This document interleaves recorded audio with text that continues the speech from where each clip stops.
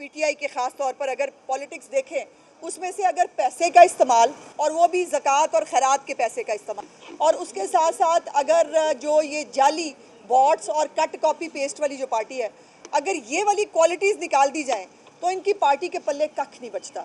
اور یہ ہم جو ہے وہ روز دیکھ بھی رہے ہیں۔ اب جو ایک ریسنٹ ایگزامپل آئی ہے وہ ایک کہنے کو کہا جاتا ہے ایک ویریفائڈ اکاؤنٹ ہے اور وہ کسی فارنر کے نام سے بنایا گیا ہے، جان باکنز ان کا نام ہے، اور اس اکاؤنٹ سے کل رات سے جو ہے وہ ایک پول کرایا گیا اور اس پول کی جو گھٹیا ترین حرکت تھی وہ یہ تھی کہ اس پول کے اندر یہ تاثر دینے کی کوشش کی گئی، جو 4 آپشنز دیے گئے جس کے اندر یہ تاثر دینے کی کوشش کی گئی کہ ایک تو انٹرنیشنلی پاکستان کو یہ ایکسیپٹ کیا جا رہا ہے غالباً کہ پاکستان کے لیڈرز جو ہیں وہ کرپٹ ہوتے ہیں۔ یہ بات عمران خان پہ صادق آتی ہے، کوئی شک نہیں اس کے اندر، چونکہ عمران خان جیسا کرپٹ آدمی جو اس وقت زکوٰۃ اور خیرات کھانے سے لے کر جعلی نکاح ناموں سے لے کر اور بہت ساری چیزیں ہیں جس کے اوپر میں شاید بات نہیں کرنا چاہتی، لیکن اس سے لے کر آج وہ ان تمام جرائم کا نہ صرف ملزم ہے بلکہ اس کے خلاف ثبوت بھی سامنے آ گئے ہیں۔ وہ 190 ملین پاؤنڈ کا کیس ہو، وہ القادر ٹرسٹ کی بات ہو، وہ جعلی اکاؤنٹس ہوں، وہ فورن فنڈنگ ہو، یہ تمام چیزیں ثابت کرتی ہیں کہ یہ شخص جو ہے یہ ایک کرپٹ آدمی ہے، یہ ایک گندے کردار کا آدمی ہے۔ اور اس میں عمران خان کو نکال کے باقی 3-4 لوگوں کے نام لیے، بہرحال یہ بھی ان کے لیے ایک سبکی کا عالم ہے کہ ساری دنیا جہان کے باٹس استعمال کر کے اور اپنا جتنا اوورسیز کے اندر جو فتنہ بٹھایا ہوا ہے، جو اوورسیز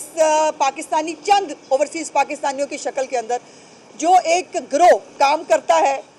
پی ٹی آئی کے فیک پروپیگنڈا کو آگے لے جانے کے لیے، اور اس کے لیے وہ کسی بھی حد تک اتر سکتے ہیں۔ اس میں جبران الیاس جو ان کا ایک غالباً آج کل نیا ارسلان بیٹا وہ ہے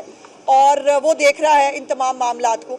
اس کی بھی ایک انٹرسیپٹ کے ساتھ ایک سٹوری سامنے آئی ہے، وہ بھی آلریڈی بریک ہو چکی ہے۔ مزے کی بات یہ پکڑے جاتے ہیں لیکن اتنے بے شرم ہیں، اتنے شرمندگی پروف ہے کہ ان کو شرم نہیں آتی، اور آج بھی یہ تمام تر کوشش کرنے کے باوجود یہ سروے ہار گئے، اور جو انہوں نے ہماری پارٹی کے قائد کے خلاف جو ایک پروپیگنڈا شروع کیا تھا اس میں ان کو منہ کی کھانی پڑی۔ یہ میں بتا دوں، ڈسکلیمر دے دوں کہ ہم نے ایز اے پارٹی اس پول کے اندر پارٹیسپیٹ نہیں کیا، ادروائز جیسے یہ باٹس خریدتے ہیں نا، باٹس خرید کے اس کے اوپر ووٹنگ میں ڈال دینا سب کو آتا ہے، ہمیں بھی آتا ہے، لیکن ہماری پارٹی کا اصول ہے کہ ہم یہ سوشل میڈیا کا جو ایک دھندا ہے جس کے اندر آپ کو یاد ہونا چاہیے نا، وہ 25 ہزار روپے کے اوپر اربوں روپیہ یہ آدمی اپنے جو پیسے، جو ٹیکس پیئر کے پیسے اس نے کھائے وہ، پلس جو خزانے کے پیسے تو تھے پنجاب کے یا کے پی کے وہ، اور وہاں پر لوگوں کو بھرتی کیا گیا تھا، اس کی ڈیٹیلز بھی کچھ عرصہ پہلے آپ کے سامنے آ چکی ہیں، جس کے اوپر 25-30 ہزار کے اوپر جو ہے وہ بچے بھرتی کیے گئے تھے، اور یہ پاکستان کو بدنام کرنے کی کوئی کسر نہیں چھوڑتے۔ وہ آپ لسبیلا کا آپ کو ایک واقعہ یاد ہوگا، جس واقعے کے اندر ایئر کریش ہوا تھا اور کور کمانڈر کوئٹہ جو ہے وہ اس میں شہید ہوئے تھے، اس کے اوپر بھی انہوں نے جو ایک وطن سے دشمنی ہے، جو ایک فوج کے ادارے سے دشمنی ہے ان کی، اس کو انہوں نے پوری طرح ثابت کیا، اور مزے کی بات ہے کہ مکر جاتے ہیں،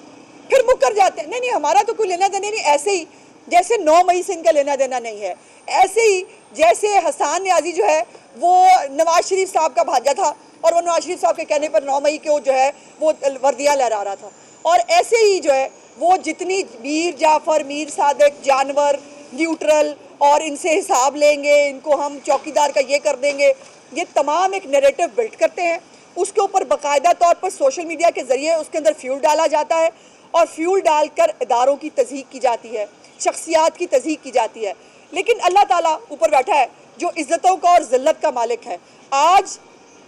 جس کے اوپر تمام تر سیاسی انتقام میاں نواز شریف کے اوپر، ان کی فیملی کے اوپر، مریم نواز، شہباز شریف صاحب کے اوپر، حمزہ صاحب کے اوپر، پوری مسلم لیگ نون کے اوپر، پیپلز پارٹی کے اوپر، اس نے ایڑی چوٹی کا زور لگایا، کیا غداری کے چورن سے لے کر، کیا بغاوت کے مقدموں سے لے کر، کیا جو ہے وہ کرپشن کے الزامات سے لے کر،